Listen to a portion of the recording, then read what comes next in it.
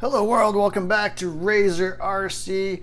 I thought I would shoot a video about the Team Corelli series of 8th scale 6S capable vehicles and talk about the durability, kind of talk about durability in general as well and share my opinion.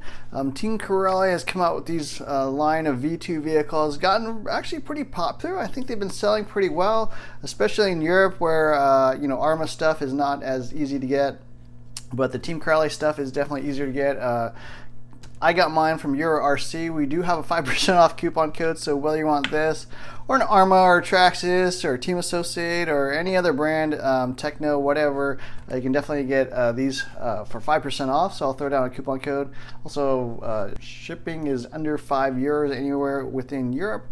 But I did want to talk about Team Corelli in particular because there's been a lot of people buying these, a lot of people, not familiar with the brand, obviously breaking stuff as well. I've been breaking stuff on my Team Corelli, as you can see. And I have both the Punisher and also the V2 Dementor over here hiding in the corner.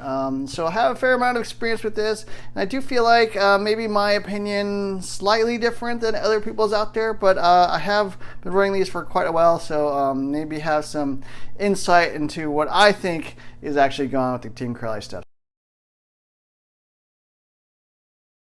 First off, these are obviously 8th scale 6S capable trucks, and they do make a buggy as well.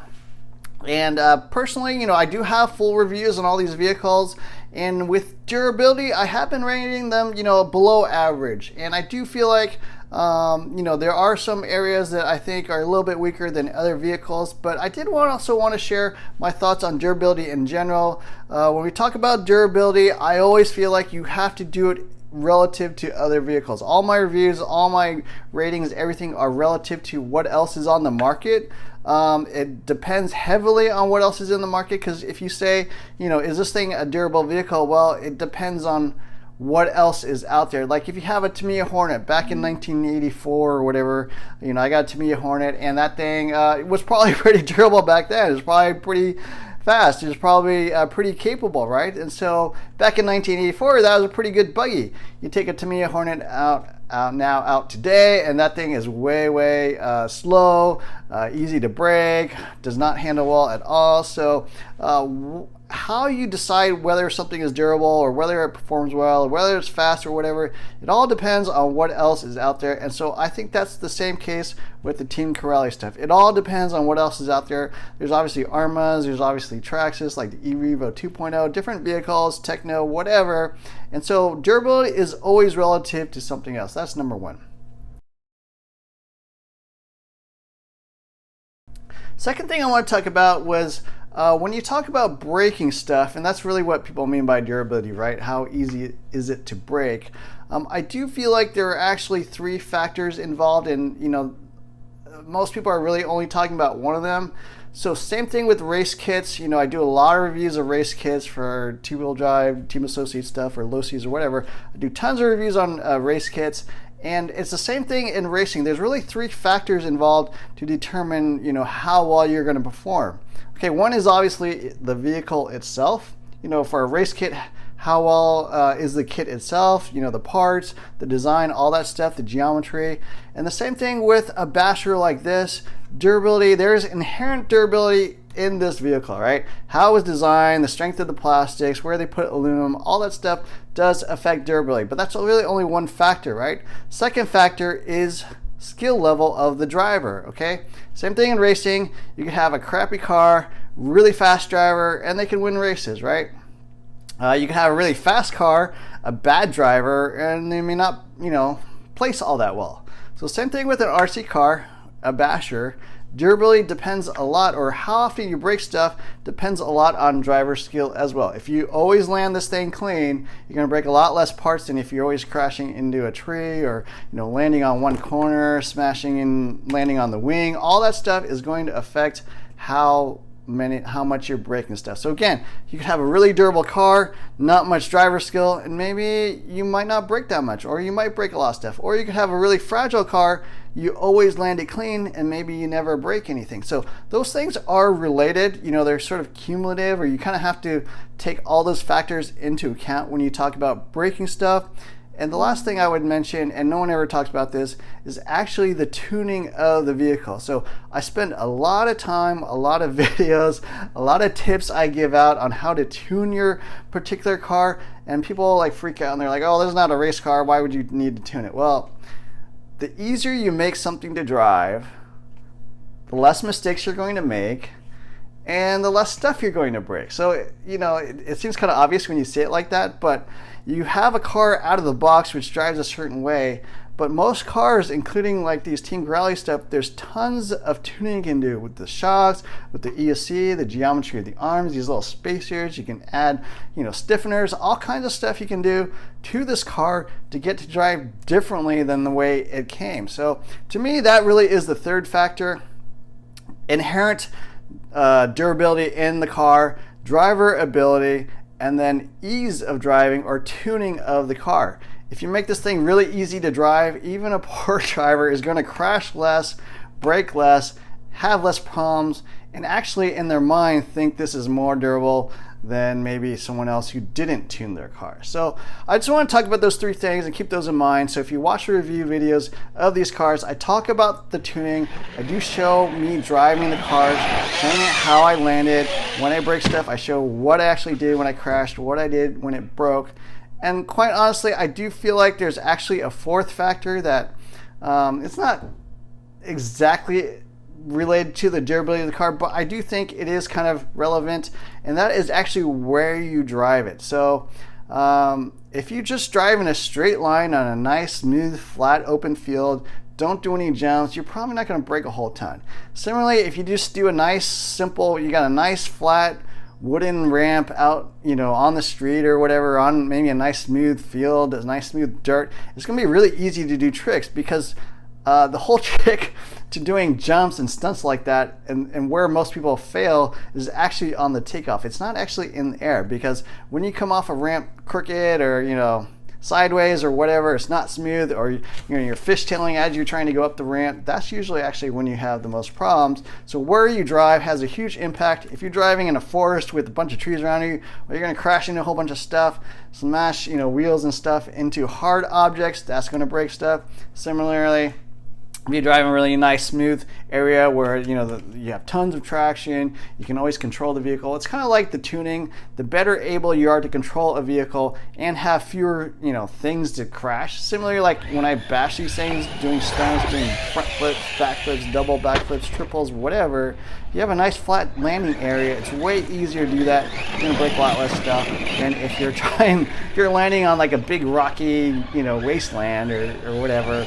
You're gonna be landing on all kinds of nasty things, and that's actually going to break your vehicle as well. So that's actually kind of a fourth factor that involves in breaking things. And I did want to say that it is important to take all these factors into account when you look at someone driving their RC car, when they break stuff. See, you know, where are they driving, what their skill level is. Did they do any actual tuning to this thing? And then take that into account in addition to the actual durability of this vehicle. So I did want, sorry that's a long introduction, but I do think that's important. I just want to give some perspective that I don't really hear anybody talk about, and I've seen a lot of comments, videos, you know, forum posts, whatever, about these vehicles saying that they're not durable, whatever. And now I did actually want to talk about the durability of the Team Corrales stuff.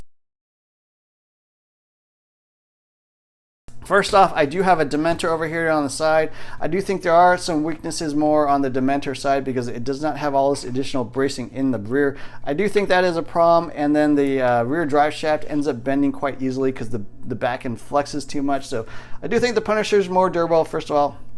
But I do want to talk about just things inherent to the Team Corrales stuff that I think are weaknesses. So first off, there is a lot of flex in this chassis. There's not, you know, tower brace. The stock plastic chassis braces, you know, are all plastic. As a result, you will tend to bend the rear drive shafts if you're doing big jumps and stuff like that. So I do talk about how much you sending it is going to impact how durable it is. With something like a Punisher, I think you can drive it 5, 8, maybe 10 feet up in the air, do a jump, do a backflip, double backflip, whatever. When you land, if you don't have these braces, I do feel like anything bigger than that, you're going to bend these drive shafts. Second thing is the rear end, the rear shocks. As you can see, I've got Arma Creighton shocks on my Punisher. I do feel like the stock shocks are a little weak, and primarily here on the rod ends. They're thinner rod ends. I think it's worth getting Creighton shocks mainly just for the rod ends. You know, the shocks themselves on a Team Crowley are fine, but the rod ends are, you know, smaller, thinner, a little bit more like the older Arma rear shocks. So getting Creighton V5 shocks or notorious V5 shocks does, I think, improve the durability quite a bit, because even just landing this thing fairly clean, I think you can break shock rod ends. I certainly have, and other people have, so that is one area of concern. These plastic links, I know a lot of people have been breaking these. The plastic on the ends is not super thick right there, you know, it's maybe a few millimeters, 3 millimeters, 4 millimeters of that little round attachment, the rod end onto the ball cups. I haven't actually broken any. I know other people have, so that is maybe not the strongest point. They do make metal turnbuckles, but I'm not even sure those are more durable. So for me personally, that is not a big problem, but you know, that certainly is another issue. The wing is another area where people have been breaking things. I don't, honestly. I rarely land directly on the wing or have cartwheels or whatever where I'm like smashing the wing. They can pull through the wing because it's just like these little M3 flathead screws can pull through this little plastic part. You could buy wing nut buttons. You know, that's one thing I think that would help the durability. If this ever pulls through, I will do that. But you know, that is another area. I personally don't think it's that big of a deal, but certainly it can break. But there are easy fixes for that. So talking about the chassis, I did mention this thing does bend. Worth getting the aluminum center brace. So they make two versions, the regular 7075 V2 brace. They also make a new XTR brace that has like additional carbon fiber on the bottom, as well as an attachment to the front aluminum brace. The front end, I do think, is actually where most of the issues I've had are, and kind of the weaker area on the regular V2. So this plastic brace can break. The bottom one definitely can break. I've broken several of those. I think it's worth getting an aluminum one here for the bottom, you know, the 7075 piece. Again, they have a carbon fiber stiffener to make kind of like a nice stiff spine all the way down. So you end up with aluminum rear brace, aluminum front brace like I have here, and then also carbon fiber attachment piece there in the middle. Problem is, you do end up breaking this plastic piece. So once you add the aluminum piece here, this plastic one actually starts breaking. You can see that there, it's sheared off. I've broken 3 or 4 of these now at this point, even with that aluminum brace. And the problem is that piece is not particularly thick right there. Once you beef up the bottom, it's really the top brace that ends up breaking. And then the other part is that you kind of have this triangulation here between this upper brace, the bottom brace, and the shock tower. And then you have this, you know, other piece here, which is, I guess, I don't know what they call it, the upper steering deck or whatever. That is plastic, and it screws straight into the front bulkhead here with 2 like M3 screws. That ends up being kind of the weak point. So you end up with this thing and that little upper plastic brace. Once one of them breaks, the other one will pretty much pull through because they're all triangulated, and so you need all of them working. Otherwise, all 3 of them are going to break. So I do think it's worth getting the XTR parts. So what ends up happening is once those screws basically pull through that front bulkhead, this tower just basically starts flexing. Your aluminum hinge pin brace basically falls out, and then you end up with your arms like coming out because the hinge pins are no longer held in. So I think that's the last area that I think is worth upgrading. So if you have an XTR piece, Team Crowley, you have all these aluminum pieces, so I think it is in general worth getting the XTR version over the regular V2s, you know, obviously if you can afford it. They have all those durability improvements already made. I mean, pretty much shows you that Team Crowley is aware that that chassis flex is an issue, so they went all aluminum. They are aware that this front plastic brace is an issue, so they went aluminum. They actually redesigned it. So the way they redesigned it is this is aluminum piece, and then it also bolts straight into the shock tower with an aluminum piece. So you end up with like aluminum, aluminum, aluminum, aluminum, and really the only last piece is this thing. But because everything's kind of held in so firmly there with all aluminum, this one plastic piece ends up not really taking that much of a beating and not really breaking. If you just run it all plastic or with only the one aluminum piece down here, it starts shearing here on the top piece, and then these start shearing, and then you end up with like your hinge pins falling out and stuff. Those are the weaknesses. The other areas, if you land on the front shock tower, yes, it's going to bend. The XTR one is 70-75, which is nice. The regular one is just like a 60-61 aluminum piece and can bend. Also, the Ackerman plate down here can bend. I do think they are working on an improvement on this aluminum piece here for the Ackerman bar, because the 70-75 one that comes on all the kits still is a little bit of a weak area, and I think could use improvements. Now, the last thing I want to talk about is the steering knuckles. So there are lots and lots of people, basically having the pivot balls pull through the steering knuckles. They pull out. They can't drive anymore. The wheels flopping around. Is that really an issue? Now, my personal opinion, I believe there's kind of tolerances and maybe some variation in tolerances from kit to kit. I think I send this thing higher and bigger than most people out there. If you look at other channels, watch my stunt videos, I think I'm sending this thing, like 20 plus feet in the air, doing double backflips, 50-foot jumps, whatever, on a completely stock kit. I think that is pretty big air. And honestly, I've only pulled the pillow balls through once on the Punisher, and that was honestly the first battery pack, the very first run, and I had set the droop like super far. So since I reset the droop, kind of made it a little more reasonable, not have the wheels dangling down so far, I have never pulled a piece out. Now my Dementor over here, I also pulled a pillow ball through once on a bad crash. It wasn't a horrible crash, but I do also stunt this thing pretty big, and have not had too many issues. So in my opinion, the pillow ball thing, is it a real issue? I do think people are having that pull through, but again, I think it's also related to those other 3 or 4 factors I talked about at the beginning of this video. Obviously, there's inherent durability in the pillow balls as they come. Maybe they're not as good as Arma. I can't really say. I also pulled pillow balls on my Arma, so I can't say that that is just a Team Crowley issue. Second thing, obviously, driving ability will play in a big part. I land these things pretty clean almost all the time. I'm landing flat, not landing on one corner. If you do that, you're obviously going to cause way more stress to these and be much more likely to pull these through. These cars out of the box are insane to drive because they have so much power. The shock tuning isn't quite right. I think the ESC tuning isn't quite right. I do make a lot of adjustments and do have tip videos out there how to make these a lot easier to drive. The Dementor in particular is insane. If you try to drive this thing out of the box on 6S, it is insane, and it's hard to drive out of the box, and I do think it's well worth tuning these vehicles to make them easier to drive, which will make you crash less, which will make you brake less, which will make you less frustrated with the vehicle, and probably complain less. So last thing on the knuckles I want to talk about is once they pull through, the plastics get stretched.